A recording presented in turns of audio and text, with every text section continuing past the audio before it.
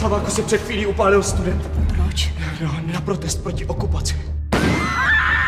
To pak ten chlapec nemyslel na svoje rodiče?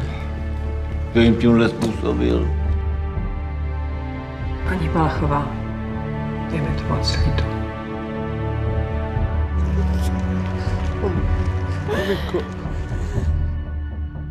Jan Palach si chtěl polít zvláštní kapalinou vyvolávající tzv. Studený oheň, ale někdo mu podstrčil místo toho benzín. Tak došlo k upálení. Na včerejším předvolebním mítinku v České Lípě to uvedl poslanec Vilém Nový. Chtěla bych toho poslance Nového žalovat pro urážku na cti. Byla bych ráda, kdybyste mě zastupovala. Který soud v republice si myslí, že ti dá za pravdu? A ty jako doktor bereš jenom případy, co určitě dopadnou dobře. Do prdele dáš, když už nemyslíš na sebe, tak myslí aspoň na holky. Pořád holkám opakujeme, že se nemá lhát, že se nemá podvádět, že mají být slušní. Sami už tomu nevěří.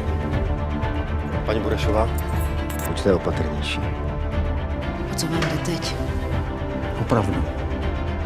Vy přece víte, že to všechno je lež.